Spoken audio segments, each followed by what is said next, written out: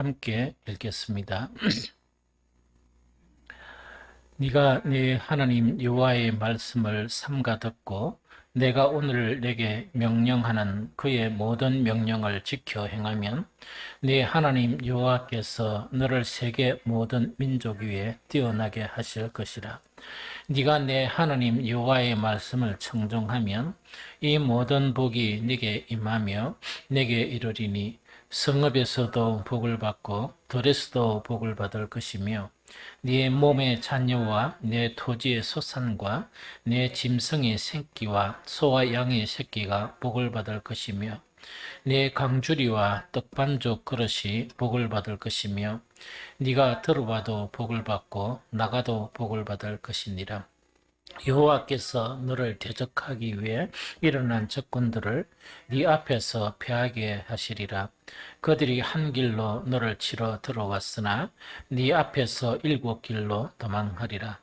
여호와께서 명령하사 내 창고와 네 손으로 하는 모든 일에 복을 내리시고 내 하나님 여호와께서 내게 주시는 땅에서 내게 복을 주실 것이며 여호와께서 내게 명령하신 대로 자기의 성민이 되게 하시리니 이는 내가 내 하나님 여호와의 명령을 지켜 그 길로 행할 것임이니라.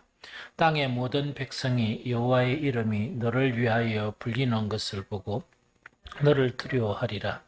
여호와께서 내게 주리라고 내 조상들에게 맹세하신 땅에서 내게 복을 주사 내 몸의 소생과 가축의 새끼와 토지의 소산을 많게 하시며 여호와께서 너를 위하여 하늘의 아름다운 보고를 여시사 네 땅의 때를 따라 비를 내리시고 네 손으로 하는 모든 일에 복을 주시리니 네가 많은 민족에게 구워줄지라도 너는 꾸지 아니할 것이요 여호와께서 너를 머리가 되고 꼬리가 되지 않게 하시며 위에만 있고 아래에 있지 않게 하시리니 오직 너는 내가 오늘 내게 명한 내 하나님 여호와의 명령을 듣고 지켜 행하며 내가 오늘 너희에게 명령하는 그 말씀을 떠나 좌로나 우로나 치우치지 아니하고 다른 신을 따라 섬기지 아니하면 이와 같으리라. 아멘. 이제 율법은 이제 다 이렇게 선포를 하고 난 다음에 그 상징적으로 이 두 산, 즉 저주를 선포하는 산, 그 에발산하고 그 다음에 축복을 선포하는 산, 그림신산에서 이 양편을 딱 갈라서게 하는 그런 상징적인 그런 일을 하고 난 이후에 오늘 신명기 28장 자체는 이 두 가지를 이야기합니다. 한 가지는 하나님의 율법을 순종하는 사람은 어떤 복을 받느냐 하는 그 말씀이고, 하나는 하나님의 율법에 순종하지 아니하는 사람들은 어떤 저주를 받느냐 하는 그것에 대한 전반적인 말씀 자체가 바로 28장에 이루어지고 있습니다. 그런데 상당히 좀 길거든요.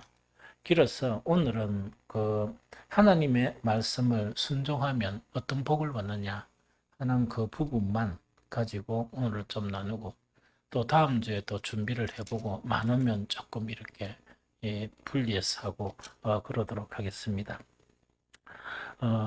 그것은 이제 제일 한 8가지 이렇게 나눠볼 수 있는데 8가지, 9가지 간단하게 이렇게 좀 나누도록 그래 하겠습니다. 그 하나님의 복은 그 항상 그 성경 전체에서 하나님께서 복을 허락하시는 것은 조건적이에요. 그러고 이제 우리가 하나님의 약속은 뭐냐? 그 약속도 조건적이에요. 그래서 모든 하나님의 약속이나 하나님께서 복을 허락하시는 것은 그 조건에 맞을 때 그런 복을 이렇게 받게 된다는 그 이야기죠. 그래서 조건적인데, 그래서 많은 그리스도인들이 이제 신앙생활 하면서 이 조건은 안 읽어보고 항상 그 복만 읽어봐요. 그래, 항상 그렇지 않는데 좀 이제 그 어린 그리스도인들이 글을 읽어보고 난 이렇게 교회를 열심히 다니는데 나에게는 왜 이런 복을 주지 않느냐, 이래가 하나님께 시험 드는 그런 경우를 많이 보거든요. 그런데 성경이 어디를 보더라도 그 항상 하나님이 우리에게 주시는 것은 조건적이요. 이 복 자체는 조건이 있습니다. 그래서 그것 자체가 명확하게 나타난 부분이 신명기 28장 1절 2절이에요. 네가 네 하나님 여호와의 말씀을 삼가 듣고 내가 오늘 내게 명령하는 그 모든 명령을 지켜 행하면 하는 이것 자체가 뭔가니까 이 조건입니다. 그 다음에 뒤에도 마찬가지 네 하나님 여호와의 말씀을 청종하면 여기 이제 조건이거든요. 그래서 이것을 이렇게 하면 내가 이렇게 복을 주겠다 하는 그걸 이야기합니다. 그런데 여기서 이제 그 1절에 보면 네가 네 하나님 여호와의 말씀을 삼가 듣고 여호와의 말씀을 삼가 듣고 하는 거 있죠.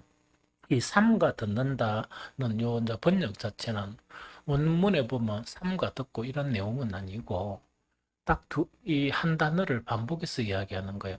삼가 듣고 하는 요 번역이 쉐마 쉐마 이렇게 되어 있습니다. 그 쉐마는 뭡니까? 들으라 이렇게 얘기죠. 들으라 이런 이야기거든요.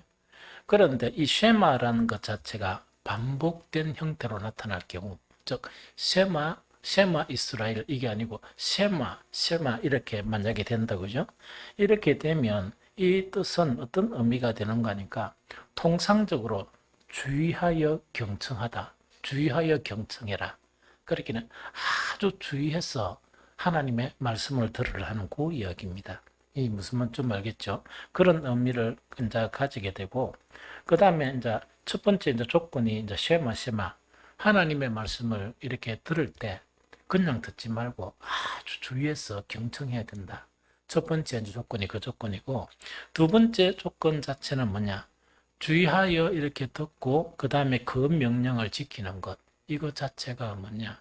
하나님께서 복을 주시는 이 조건이다 하는 그 이야기죠. 그래서 이 조건이 이제 되었을 때 하나님은 약속하신 그런 복을 우리에게 주게 되는 것을 이야기해요. 그래서 이거는 잊어버리면 안 된다 하는 그 이야기죠. 두 번째 그러면 하나님의 말씀을 주의 깊게 이 경청하고 이제 그대로 순종하잖아요. 순종하면 어떤 복을 누리느냐 하는 그 복에 대해서 쭉 보면 쭉 읽은 거 그게 전부 다예요. 다인데 그걸 좀 이렇게 분류를 해가지고 살펴보면 제일 첫 번째로 복이 하나님께 주시는 복 자체가 그냥 이 찔끔 이래 주시는 게 아니고 엄청나게 풍성한 복을 주신다. 많은 복을 주신다는 그 이야기입니다. 그래서 그게 신명기 28장 3절 6절이거든요. 여기 보면 성읍에서도 복을 받고 들에서도 복을 받을 것이며 네 몸의 자녀와 네 토지의 소산과 네 짐승의 새끼와 소와 양의 새끼가 복을 받을 것이며 네 강주리와 떡반죽 그릇이 복을 받을 것이며 네가 들어와도 복을 받고 나가도 복을 받을 것이니라. 이 개인에게 주어지는 복이에요. 그 사람 개인에게 어떤 복을 주시는가 이렇게 풍성하게 주신다는 이야기거든요. 그래서 여기서 눈여겨볼 거 하나가 뭐냐? 성읍에서도 복을 받는다. 첫 번째 이야기죠. 그럼 성읍에서도 복을 받는다는 의미가 뭐냐니까 성읍이라는 것은 많은 사람들이 왕래하는 곳을 이야기해요. 그래서 이 복이 어떤 복이냐니까 많은 사람들이 인정할 수밖에 없는 복. 또 많은 사람들이 탁 보고 난 다음에 놀랄 수밖에 없는 그런 복을 받게 된다는 그 이야기거든요. 이게 무슨 말이겠죠? 내가 그런 복을 받았다 이게 아니고 옆에 사람들이 탁 보면서 야, 저 사람은 대단하게 복을 받았다. 이렇게 인정할 만큼 풍성한 복을 하나님께서 허락해 주신다.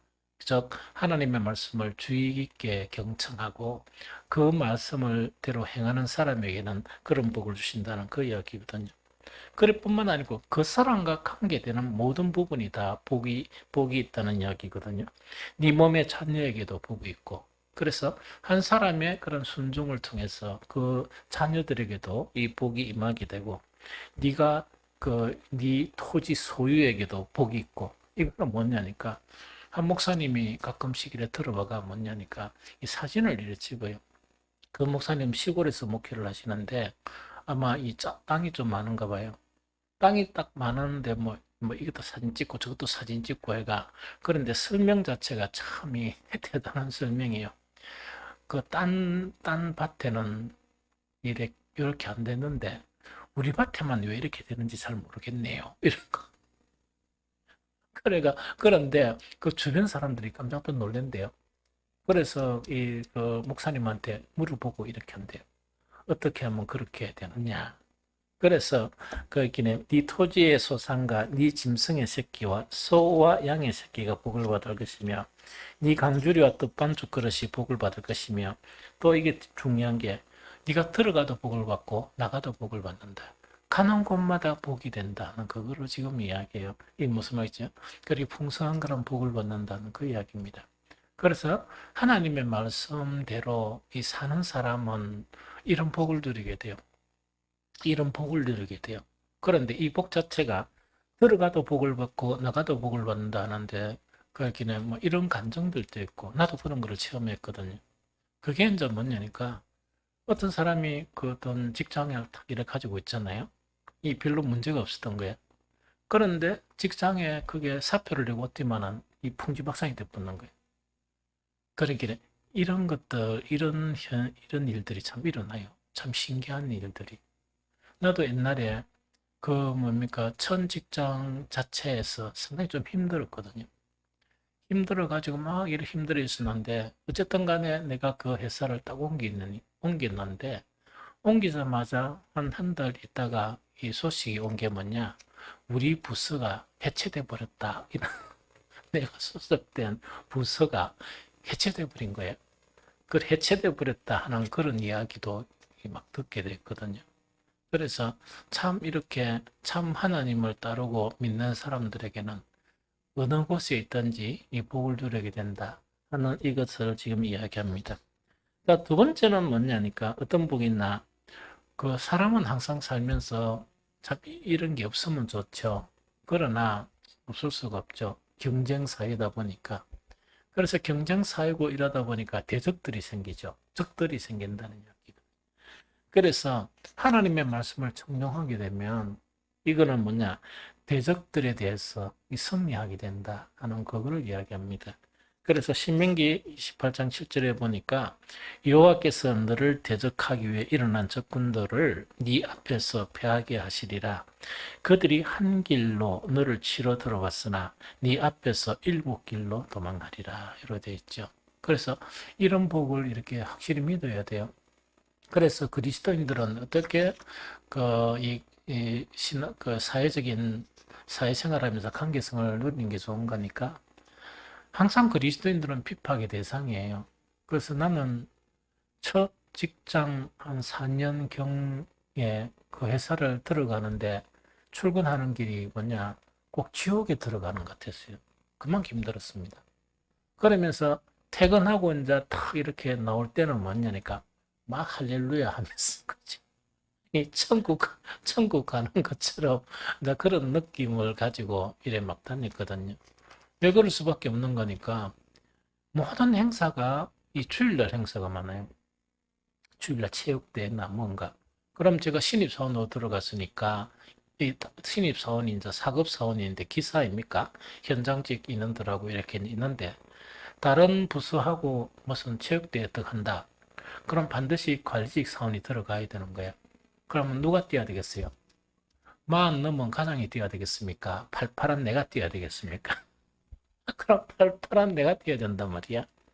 그럼 딱 해가 토요일 날 우리 가장님께서 책임사 딱 부른다고. 너는 반드시 오는 거지. 네가 뛰어야지 내가 뛰어야 되나? 이래서 내가 쉬고 쓰면서 안심하십시오. 해가 출라는 가는 거야. 오늘 가가지고 욕을 얻어만큼 얻어먹겠습니까? 얻어만큼 욕을 얻어먹고 그런 일들이 계속 이렇게 지속이 되었던 거예요. 이 지속이 되다 보니까 얼마나 회사가는 일이 이렇게 그 지옥 같겠고 얼마나 좀 힘들겠느냐 하는 그 이야기거든요. 그런데 자 그런 거는 다 괜찮은데 뭐 핍박받는 거는 경쟁 사회다 보니까 항상 이 사람들이 그 비합리적으로 이렇게 경쟁에 참여하는 사람들이 많거든. 그래서 때로는 오해도 받고 때로는 좀 핍박도 받고 이런데 그때 우리는 어떻게 살아야 되는가? 말씀대로 살아요. 그대로 하면 안 돼요. 그대로 하면 안 되고 이 인내하며 살아야 되는 거야. 그래서 내 책상에 딱 세 개나 문구가 있습니다. 그게 뭐냐? 선으로 악을 이겨라. 성경 말씀이죠. 선으로 악을 이겨라. 그러니까 그런 사람들도 봤겠지. 막 받겠지. 그러나 무조건 뭐냐니까 그걸 계속 생각하고 막 이랬거든요. 그 다음에 너무 힘든 사람을 위해서 이제 기도하고 막 이랬거든요. 참 신기한 거는 힘든데 그 힘든 사람을 위해서 기도한 사람들은 그 사람하고 헤어진 후에 참 그대로 잘 돼 있어요. 너무 신기하죠. 그러나 야비하게 막 이렇게 하는데 그대로 대응하지 않고 그냥 변명도 안 하고 초연하게 이렇게 하다 보면 그분들이 나중에는 좀 이렇게 조금 이렇게 좋지 않는 그런 상황을 당하는 것을 이야기를 듣게 됐거든요. 그래서 이런 부분이에요. 그래서 항상 우리가 신실하게 하나님을 믿는 사람들에게는 우리의 대적들로부터 하나님 지켜주세요. 그래서 그때 어떻게 해야 되느냐? 그 세상 사람들은 세상의 방법으로 막 이렇게 여러 가지 이래 꼼수도 하고 막 하겠죠. 그럴 때 그리스도인들은 하나님의 말씀을 따라 살아야 돼요. 그렇게 살다 보면 누가 다 해주시느냐? 하나님이 다 해주세요. 어떤 그리스도인들은 이래요. 아니 나는 왜 안 도와주시냐? 지가 꼼수 썼거든. 지 꼼수 쓴 거는 생각 안 하고 있답니까? 왜 하나님은 나를 안 도와주세요? 그렇게 도와주시려고 하면 지가 말씀대로 살아야 되잖아. 그런데 세상 방법대로 실컷 해놔놓고 하나님한테 왜 나는 안 도와주세요? 이런 양반들이 있어요. 그렇게 이야기하면 안 되지. 그래서 이 조건 자체가 뭐냐? 하나님의 말씀대로 이렇게 하나님 말씀을 이렇게 크게 경청하고 그대로 따르는 자들에게 이런 복을 주신다는 그 이야기입니다. 그 다음에 이제 세 번째가 수고에 대한 복을 주신다. 세상 살면서 좀 힘든 일이 뭐냐? 수고를 했는데 안 된단 말이에요. 농사를 시건 지났는데 태풍이가 쓸어가 버린다 이런 거 있죠. 막 이 씨를 뿌리는데 이 다른 데는 이렇게 잘 되는데 거기는 또 안 된다는 이야기라. 이렇게 되면 참 이 좌절감이 생기고 막 힘이 들죠. 그런데 이제 수고에 대한 복, 이것도 대단한 복이에요. 28장 8절에 보면 여호와께서 명령하사 네 창고와 네 손으로 하는 모든 일에 복을 내리시고 네 하나님 여호와께서 내게 주시는 땅에서 내게 복을 주실 것이며 하는 그 말씀이거든요. 그래서 참 우리가 수고한다는 거 이게 좋아요. 사람이 일이 없는 거 너무 힘들어요. 그래서 그 목사님들도 보면 은퇴하고 난 다음에 그 목사님들끼리 이야기합니다. 그래서 은퇴하고 난 다음에 하기 전에는 은퇴하고 푹 쉬어야 되겠다, 푹 쉬어야 되겠다 이런 분들이 가끔씩 있는가 봐요. 그런데 은퇴를 탁 하고 푹 쉬니까 1년도 안 돼서 폭삭. 아니, 그렇게 말씀을 하시더라고. 그러면서 오해되는 거니까 막 온갖 병이 다 생기면서 그 어려움을 이게 갖게 되는 게 많거든요. 그래서 저건 우리가 뭔가를 수고한다는 거 있죠. 내가 이럴 수 있다 하는 것 자체를 감사하게 생각해야 돼요. 뭔가를 내가 할 수 있다 하는 것 자체를 감사하며 살아야 돼요. 이 무슨 말겠죠? 그래서 이제 그 부분을 이야기하고 다섯 번째가 뭐냐니까 이건 이제 영적인 복을 이야기해요. 이 영적인 복을 이야기하는데 신명기 28장 9절 10절에 여호와께서 내게 명하신 대로 너를 세워 자기의 성민이 되게 하시리니 이는 내가 네 하나님 여호와의 명령을 지켜 그 길로 행할 것임이니라. 땅의 모든 백성이 여호와의 이름이 너를 위하여 불리는 것을 보고 너를 두려워하리라 하는 요 말씀이에요. 그래서 이 영적인 부분은 요 딱 두 구절의 말씀이에요. 요거는 뭐냐니까 첫 번째 하나님의 성민이 되게 해주겠다. 이때는 선민이 아니고 선택된 민족이 아니고 성민이라는 건 거룩한 민족을 이야기해요. 그래서 첫 번째 하나님의 성민이 되게 하게 하신다 하는 그걸 이야기죠. 그럼 이거는 좀 뭐냐니까 우리가 지금도 마찬가지 신앙생활 때 가다 보면 하나님의 놀라운 부름을 받았죠.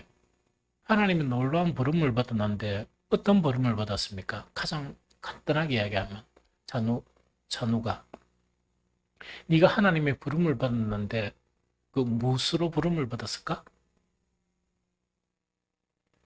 응? 너무 그래 고차원적인 이야기 하지 마. 그런데 하나님의 부름을 받은 것 중에서 가장 안타까운 부분이 뭐냐니까 그 찬우기를 하나님께서 부르실 때 예? 오철남 김명숙의 아들에서 하나님의 아들로 불러주신 거예요. 옥수론이 억울한가 봐. 막 오철남 김명숙 아들로 살래? 아 그래서 안 산다고?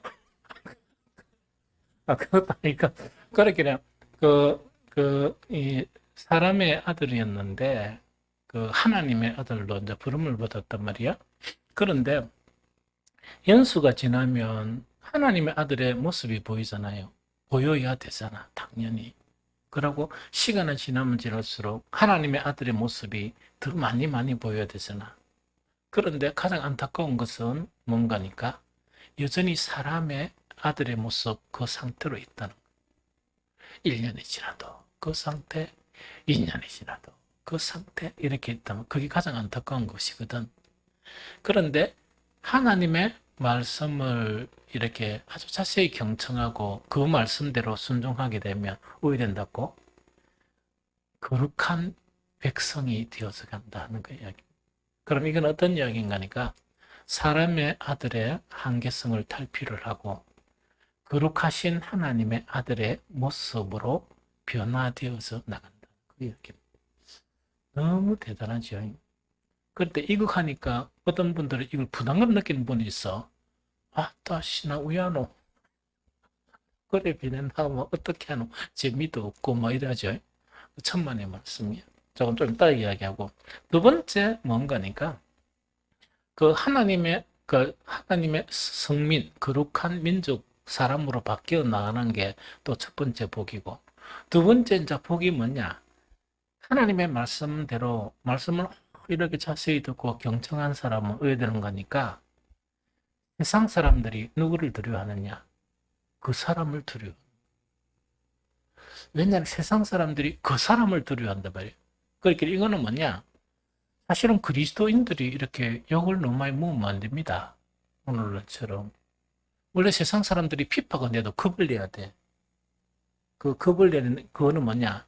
그리스도인이란 이름 때문에 겁을 내야 되는 거예요. 이 무슨 말 알겠죠? 그런데 겁을 안 내고 조롱을 받는 것은 뭐냐? 하나님의 말씀대로 안 산다는 요. 또 하나님의 말씀을 경청 안 하다 보니까 이제 그래 되지. 그렇게 하나님의 말씀을 경청하고 그대로 살면 세상 사람들이 조심하고 이렇게 겁을 내요. 이 무슨 말 좀 알겠습니까? 그래 그거를 이야기해. 그래서 참 이것이 이제 영적인 그런 복을 이야기합니다. 그러면 아까 좀 이따가 이야기한다는 게 뭐냐?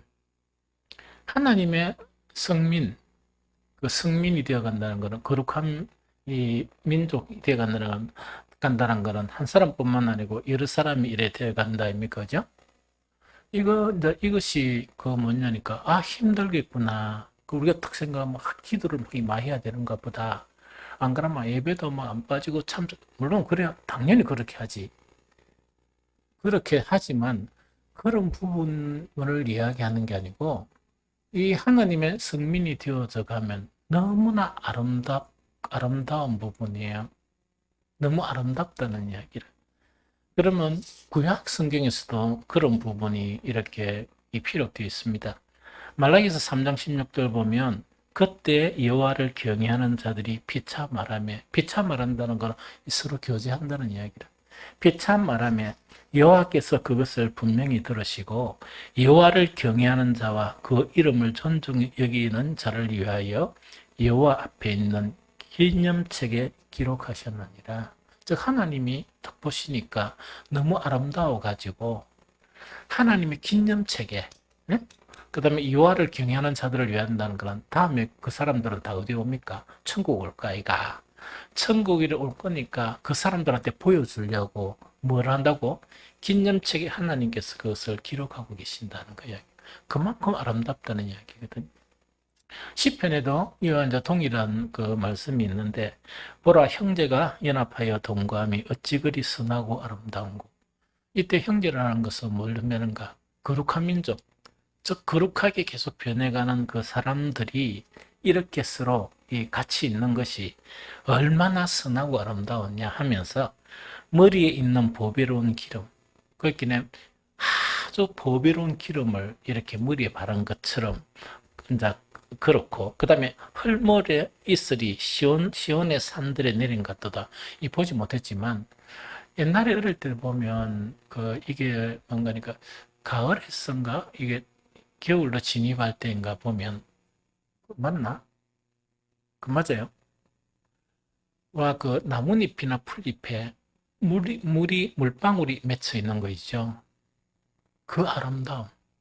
이제 그만큼 아름다운 것이 바로 뭐냐니까 하나님의 사람으로 변해 나가는 사람들이 같이 대화하고 또 같이 있는 그 모습이 그만큼 아름답다는 그 이야기입니다.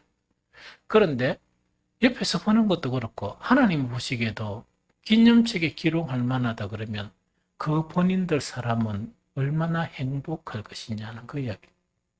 그래서 그걸 못 느끼보니까 그래 못한단 말이야.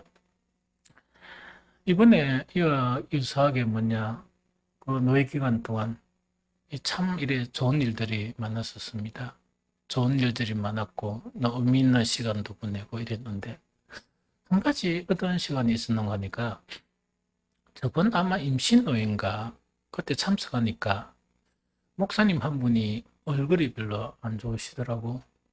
그래서 내가 다가가가지고 무슨 안 좋은 일 있습니까? 이러니까 그 이제 잡고 이래가지고 막 이래 마음을 털어놨는데 그 당시 어떤 교회에 어떤 문제가 좀 생겼는가. 문제가 생겨가지고 막 이래 잡고 막 이렇게 이야기를 하시는데 그 제가 눈치를 봐가면서 그러면 이렇게 나는 또그 일을 좀 해야 될 부분이 있으니까 이래 했다가 이래 가지고 막 이렇게 이야기를 하다가 이야기를 충분히 못 나눴었습니다. 그래서 그때 마치고 난 다음에 마음이 좀 안타까워 가지고 내가 사모를 데리고 가자 이래가지고 거기에 방문을 했었어요.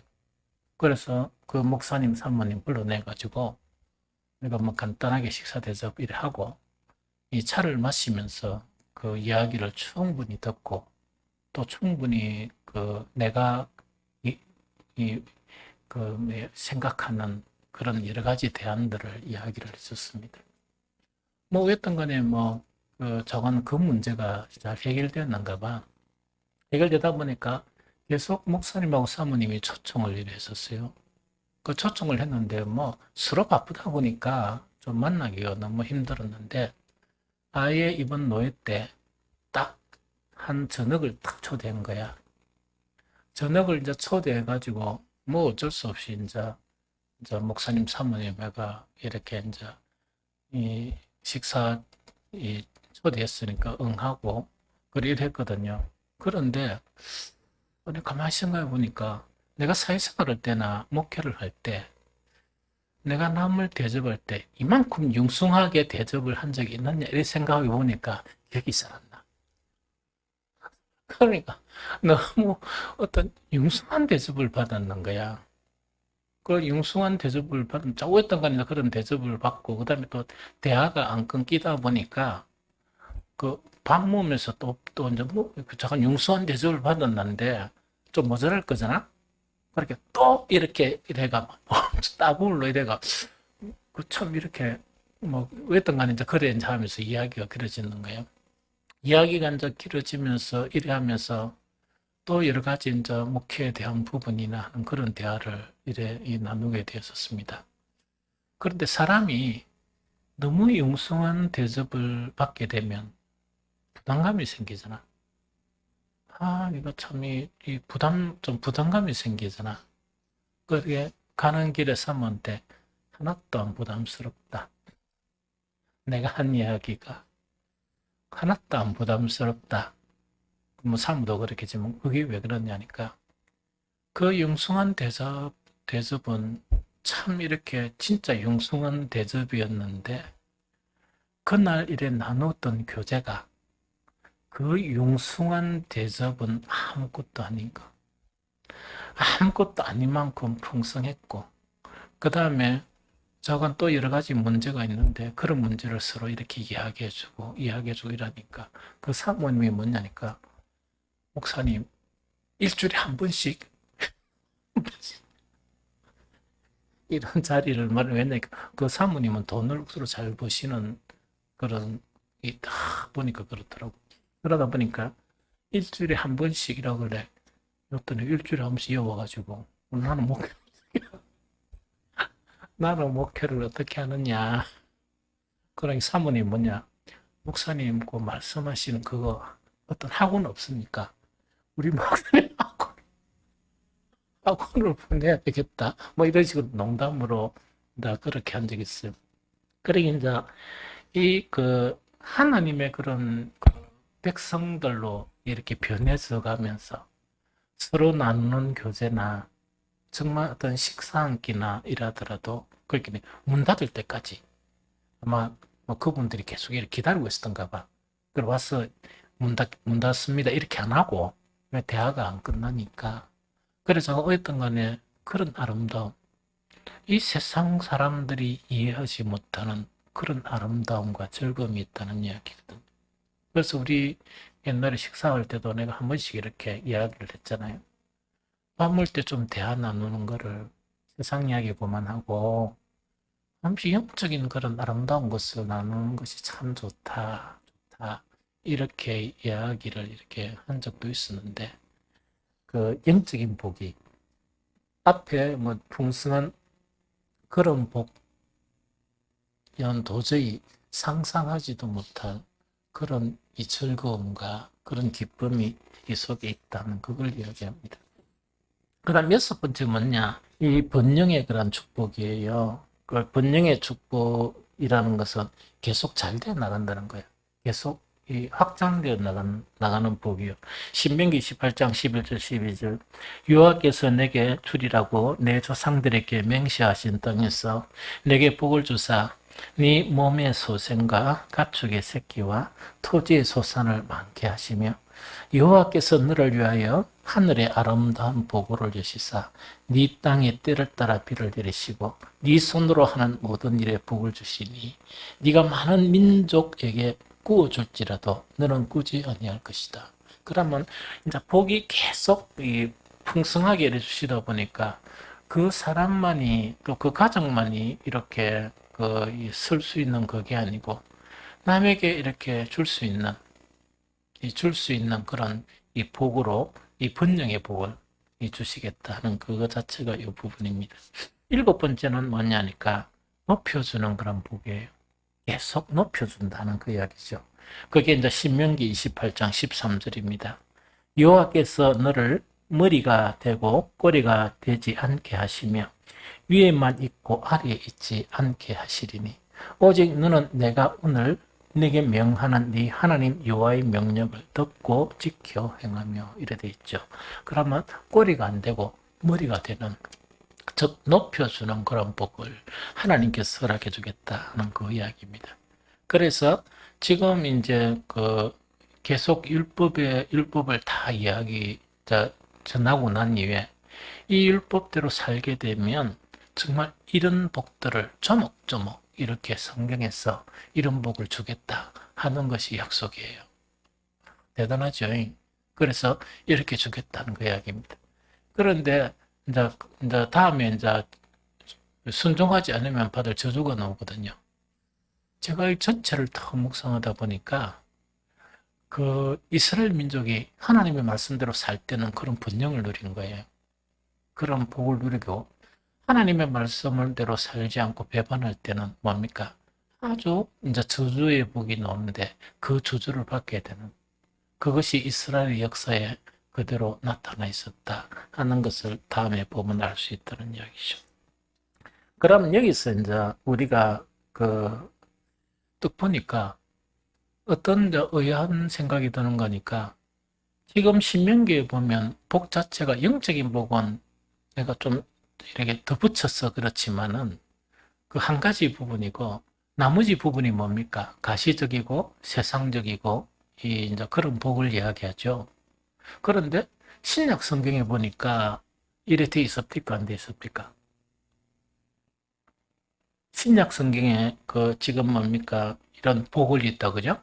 가시적인 복이나 이런 복 자체가 이렇게 많이 언급되어 있습니까? 안 되어 있습니까? 안 되어 있습니다. 그러면 우리는 어떻게 해야 되는가 하는 그게 이제 대단히 중요해요. 그래서 성경 전체를 살펴보면 복은 두 가지가 있어요. 이번에도 여기도 뭐냐 영적인 복이 잠시 언급되어 있죠. 그래서 복이 두 가지가 언급되어 있는 이 사실을 우리가 분명히 알아야 돼요. 그래서 그 두 가지가 뭐냐? 물질적이고 현세적인 차원의 복이 하나가 있어요. 성경에 보면. 그 다음에 두 번째는 어떤 복이 있는가니까 영적이고 내세적인 그런 복을 이렇게 언급하고 있는 내용이 있어요. 무슨 말이겠죠?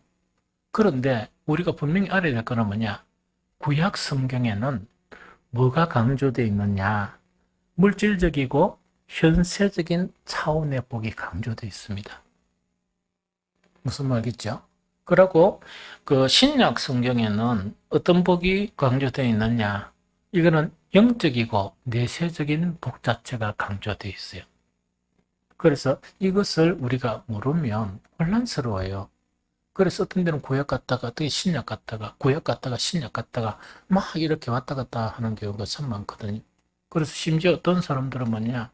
신약 성경을 막 읽는 사람들은 물질적이고 현세적인 복 자체를 이런 그 뭡니까? 죄로 이렇게 생각하는 이 터무니없는 그런 사람들도 있어요. 그래서 그런 거는 아니에요. 아니에요. 무슨 말이겠죠? 우리가 구약이 있듯이 신약도 있다는 이야기를. 그럼 이것을 갖다가 어떻게 정리하는 게 좋느냐? 이게 대단히 중요해요. 우리에게는 둘 다 이 우리에게는 필요한 복입니다. 무슨 말이겠죠? 둘 다 필요한 그런 복이다 하는 그 이야기입니다. 그런데 왜 구약에는 현세적인 거 또한 물질적인 그런 차원의 복 자체를 강조했느냐 하니까 이 두 가지 이유입니다. 한 가지 이유는 뭐냐니까 구약 자체는 완전한 계시가 이루어지지 않았어요. 완전한 계시가 안 이루어지다는 것은 성령의 허락하신 자체가 일부 사람들에게는 허용이 되었지만 전반적인 모든 사람에게 허용되지 않았어요. 이게 무슨 말이겠죠? 그래서 계시가 완전하지 않았다 보니까 이 구약에서 강조되는 것은 어떤 개인에 대해서 네가 오래 산다. 네가 이 땅에서 이 많은 것을 누리게 된다 하는 것 자체가 강조되는 거예요. 무슨 말이겠죠? 그 다음에 구약 성경을 보면 그 어떤 내용이 거의 없느냐니까 하나님의 나라, 즉 내세, 하나님의 나라나 천국에 대한 가르침이 거의 전무하다시피 무슨 말이겠죠? 그러다 보니까 그 사람들에게 보이는 것은 이 땅의 것이 강조되겠죠. 그러다 보니까 하나님의 말씀을 순종하는 것이 이 땅의 그런 복을 이렇게 강조하고 있다는 그 이야기입니다. 이 무슨 말인지 알겠죠? 그런데 이제 신약에 와서는 뭐냐? 완전한 계시가 이루어졌죠. 완전한 계시가 뭐죠? 찬우가? 네? 네? 그렇지, 예수 그리스도야. 그렇게 하나님은 예수 그리스도를 통해서 모든 것을 다 나타내 보여주셨단 말이에요. 그래서 예수 그리스도와 말씀이야. 완전 계시라. 무슨 말이겠죠? 그런 완전 계시고 또 한 가지는 뭐냐니까 구약 사람들이 잘 접근하지 못했던 하나님의 나라가 선포되었습니다. 하나님의 나라가 선포되었습니다. 찬우가 아까는 그 대답 맞지? 오철남 김명숙 아들보다 니는 하나님 아들 되는 게 더 좋다며? 맞다, 그치? 참 정답이란 말이에요. 진짜 정답인데 그러면은 그 하나님의 나라가 니한테 좋냐? 이 세상이 좋냐?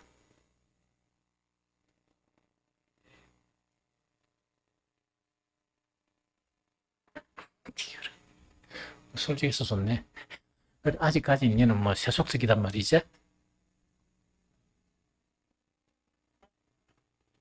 하나님의 나라는 좋은데 그 마음은 못 이루되 육신이 못 들어간다는 얘기지.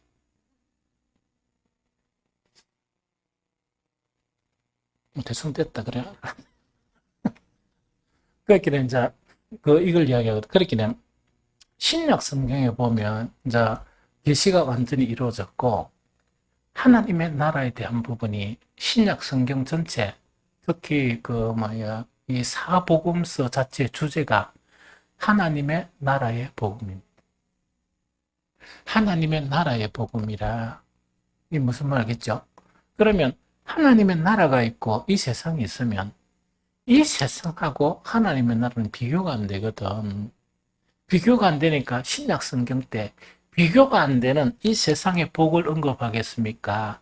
하나님의 나라에 대한 복을 언급하겠습니까? 하나의 나라의 복이. 그래서 그 대표적인 게 뭐냐니까 우리 이제 그 신약 성경을 알고 읽으면 참 은혜가 돼요. 모르고 읽으면 이 무슨 말인가 싶단 말이야. 그래서 구약이 더 좋아. 신명기 28장이 지금 요게 그것도 복 주신다는 여기 더 좋고 아까 10몇 절입니까? 14절 그 이후인가 15절부터 이건 읽기 싫어. 왜냐니까 말씀을 그대로 안 살면 저주받는다 하니까 이게 또 싫단 말이야. 이게 무슨 말이죠? 그래서 무조건 요 앞에 거 요것만 이래 막 붙잡고 있는 거야. 그러나 다 조건이 있단 말이죠. 그래서 신약 성경의 복이라는 개념 자체, 예수님이 가르친 복이라는 개념이 우리가 생각해 보면 너무나 이게 무슨 이게 복이고 하는 거란 생각이 들어. 예수님께서 산상수훈에서 제일 먼저 하신 게 뭐냐? 복 있는 사람이야. 주제가 복 있는 사람인데 다른 번역을 하면 행복한 사람이에요. 무슨 말이겠죠? 그러면 다른 그 리얼한 번역대로 읽으면 이야기라. 행복한 사람은 이런 사람이다. 심령이 가난한 사람은 행복한 사람이다. 그 이야기라. 두 번째, 애통하는 사람이 행복한 사람이다. 참 행복 안 하지? 그 다음에 세 번째 뭐냐? 의에 줄이고 목마른 사람이 행복한 사람이다. 긍휼히 여기는 사람이 행복한 사람이다. 마음이 청결한 사람이 행복한 사람이다. 화평케 하는 사람이 행복한 사람이다. 을을 위하여 박해받는 사람이 행복한 사람이다. 뭐 이런 거죠. 이것이 행복이고 이걸 복이라고 이야기했습니다. 그럼 이거는 뭐냐니까 이 땅 자체는 구약의 때는 뭐냐니까 완전한 계시도 안 일어났고 또 하나님의 나라에 대한 부분도 알려지지 않았기 때문에 그들이 볼 수 있는 것은 이 세상이 전부였어요. 그래서 모든 주제가 뭐냐? 오래 산다. 천국 있는 사람은 오래 살고 싶겠습니까? 빨리 가고 싶겠습니까? 그건 빨리 가고 싶은데 구약에는 뭐냐니까 이 세상밖에 안 보이니까 오래 산다. 그게 강조되었단 말이에요. 그럼 신약에서는 뭐냐? 천국이다 보니까 이 바울 같은 경우는 뭐냐? 이 그 빌립보서를 쓸 때 바울은 엄청 몸도 상당히 안 좋았고 감옥에 갇혀 있는 그런 상황 가운데서 사람들이 뭐라 했느냐? 이 사도 바울이 사형당할 것이다. 이렇게 생각을 했던 거예요. 그러다 보니까 그런 상황 가운데 빌립보서를 쓰게 되는데 어떻게 쓰는가니까 내가 사는 것과 죽는 것, 이 두 가지 기로에 내가 서 있다. 만약 나에게 선택하라 그러면 나는 사는 것을 원하지 않고 죽는 것을 원한다. 죽어서 나는 주님을 만나는 것을 원한다. 그렇게 고백을 하는 거예요. 빌립보 교인들에게. 그런데 내가 사는 것에 유익을 찾으려 그러면 복음을 전하고 또 복음을 가르치는 데 유익이 있기 때문에 나는 죽어서 내가 간절한 소원은 주님을 만나는 것이지만 나는 살아서 복음을 전하는 일을 하겠다 하는 그 고백을 해요. 그래서 구약하고 신약하고 뭐에 다르죠? 그래서 신약에서는 무엇을 가르치느냐? 그 현실적이고 이 세상적인 그런 복은 거의 없습니다. 거의 없고 오히려 뭐냐니까 뭔가 있으면 뭐라고? 자비와 긍휼로서 나눠주라 이런 거 있죠. 그걸 막 강조하는 거라. 그 다음에 또 함식 이야기하면 네가 이 땅에 쌓아두지 말고 어디 살아주라고? 하나님에 쌓아두라. 그렇게 완전히 180도로 다르죠. 이게 다르죠. 그러면은 찬우가 니는 구약으로 살고 싶냐 신약으로 살고 싶냐? 아 그렇나? 그럼 뭐 올바른 신앙이에요. 그게 이제 올바른 신앙이란 말이에요. 그런데 이제 여기서 이제 기로가 있는 사람이 있어요. 구약으로 갈까 신약으로 갈까 이래가지고 많은 그리스도인들이 어디를 택한다고? 구약을 택해요. 그렇기는 그 아직까지 온전한 계시가 일어나지 않았고 이제 천국 복음 자체가 아직 온전하지 않기 때문에 이제 그걸 선택할 수밖에 없는 거예요. 그래서 궁극적인 복 자체는 어떤 복이냐? 이 세상에 사는 복도 필요하다고 아까 이야기했죠. 필요하지만 우리에게 중요한 것은 바로 내세의 그런 복이고 정말 이 눈에 가시적이지 않는 그 복. 아까 막 그 목사님하고 그 사모님하고 한 대화 이야기해 줬죠. 그런 대화 없이 내가 그 보통 식사 초대랑 식사 가죠. 나는 그게 오래 못 앉아 있어요. 너무 힘들어가지고. 왜냐하면 밥 먹고 난 다음에 빨리 소화식을 해야 되는데, 근데 거기서는 그 뭐냐니까 그 엄청 먹고 대화를 막 나누면서 소화를 시켜가면서 또 시키고 또 먹고. 옛날에 한 번은 뭐냐, 내가 목회하기 전에 우리 직장 동료가 있었는데 그 양반들 뭐 자기 부부가 캐나다 갔어요. 근데 나는 그때 막 기업체 강의 다닌다고 너무너무 바빴어요. 근데 한 번씩 우리가 만나는 거예요. 가끔씩. 한 번씩 딱 만나면 보통 저녁 때 만나요. 저녁 때 딱 만나가지고 보통 몇 시에 밥을 몇 번 먹느냐? 2번 내지 3번 먹어요. 저녁에 만나가지고 저녁 먹고 시작해가 새벽 때 보통 헤어져요. 그래서 식당 가 밥 먹고 또 저 집 가 또 밥 먹고 이런 거 있죠. 막 왜 그렇게 할 수 없느냐? 난 절대로 못 그러거든. 딱 먹고 나면 바로 일어서야 되고 이러는데 왜 그렇게 오래 있을 수 있느냐? 너무 즐거우니까. 너무 행복하니까. 막 이렇게 강의 다니고 했던 그런 모든 피로를 어디서 푸느냐? 거기서 영적인 것을 서로 나누면서 이제 푸는 거로. 좀 이해가 됩니까? 그래서 이런 복 자체가 이제 그렇기 때문에 구약에서는 가시적이고 물질적이고 현세적인 차원의 그런 복이 강조되어 있고 신약에서는 뭐냐? 아닙니다. 영적이고 내세적인 복이 강조되어 있다는 그걸 이야기합니다. 이해가 되겠죠? 자, 또 한 가지 여기서 해야 될 게 뭐냐니까 이게 이제 딜레마에 빠지는 거야.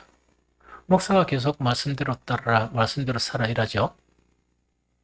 찬욱이 니는 말씀에 몇 프로 지키면서 사니? 생각 안 해봤나?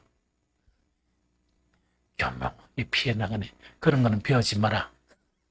여태까지 솔직하다가 이 성경 전체 말씀을 보면 네가 그 어느 만큼 말씀대로 산다 이렇게 생각이 든단 말이야.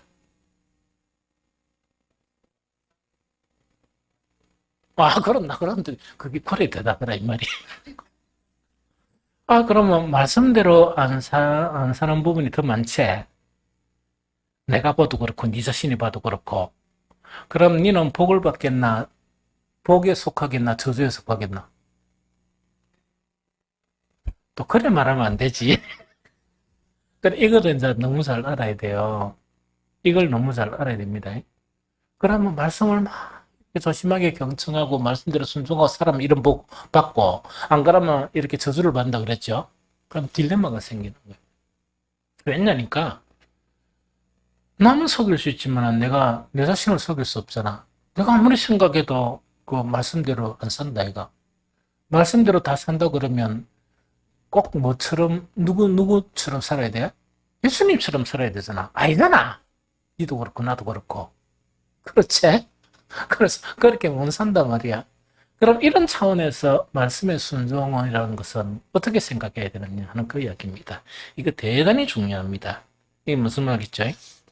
그러면 우리는 뭔가니까 완벽하게 100% 말씀대로 산다 하면은 우리는 예수님처럼 사는 거예요, 사실은. 사는데 그래 못 살죠. 그러면 어떤 원리가 중요하냐? 지속적으로 온전함으로 나아가는 원리를 택해야 돼요. 이 성경에서 가르치는 거라. 그래서 빌보서 3장 16절, 이거 절대로 잊어버리면 안 돼요.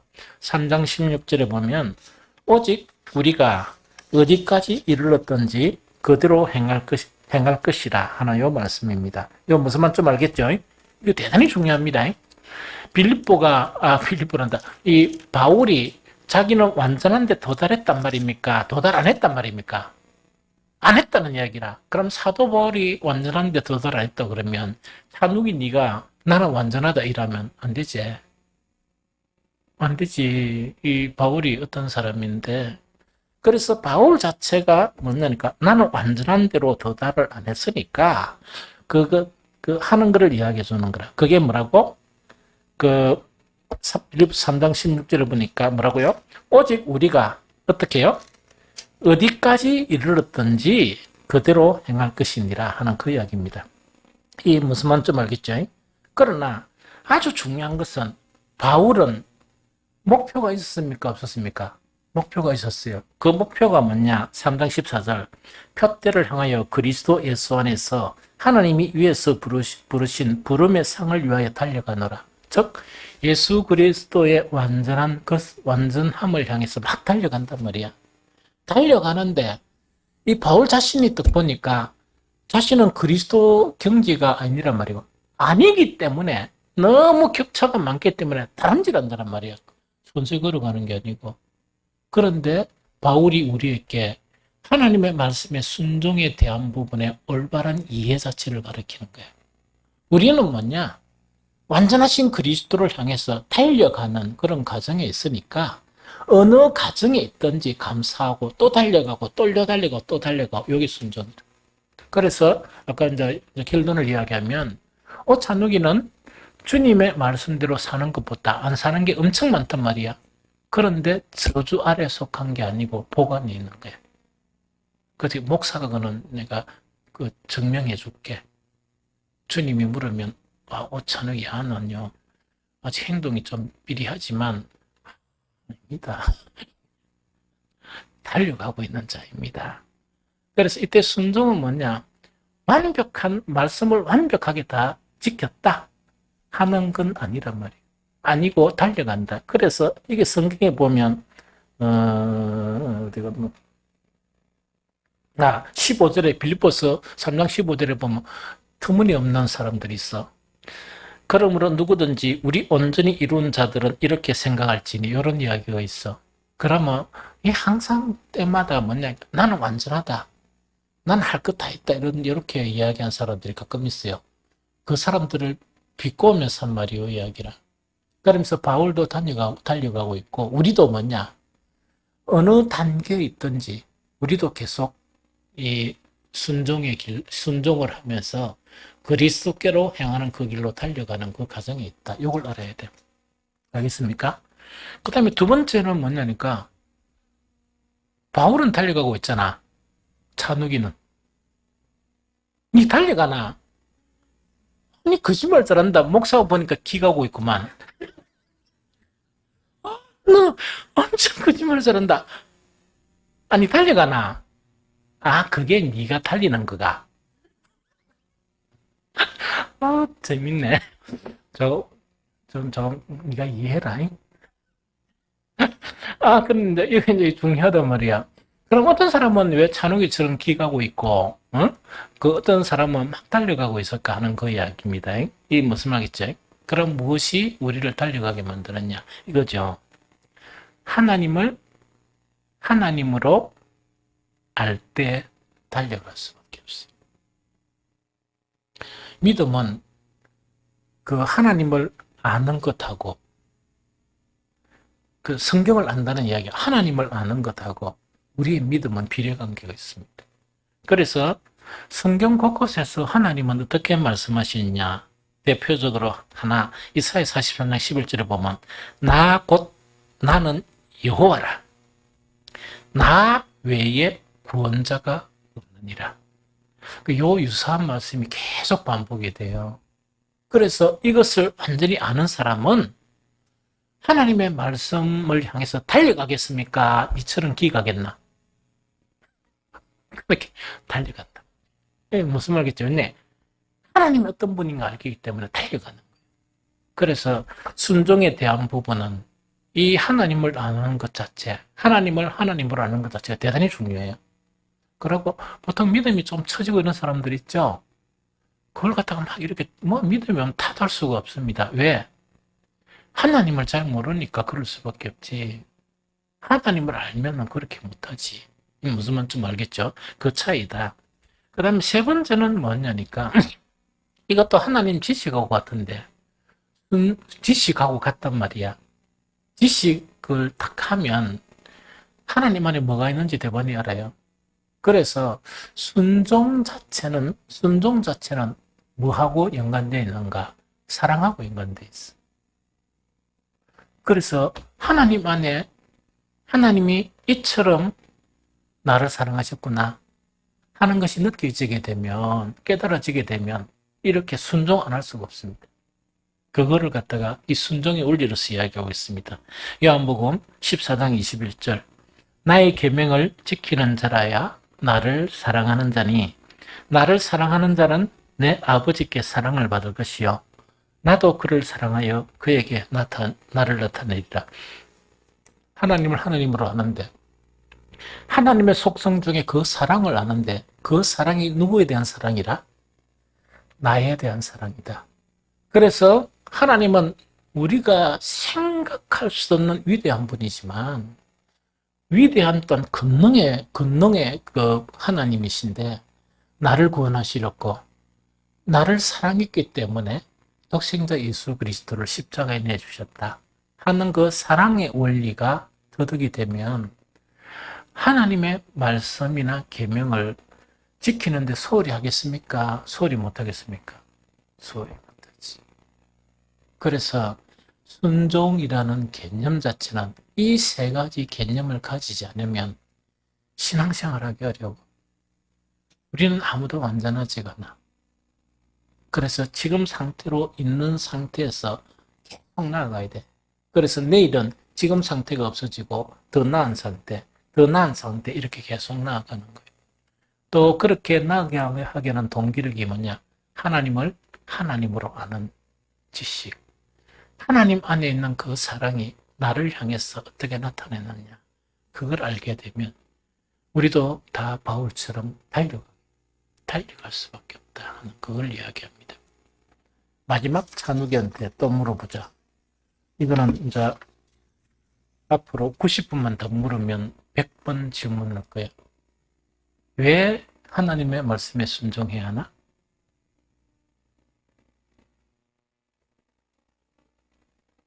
뭐라 카노?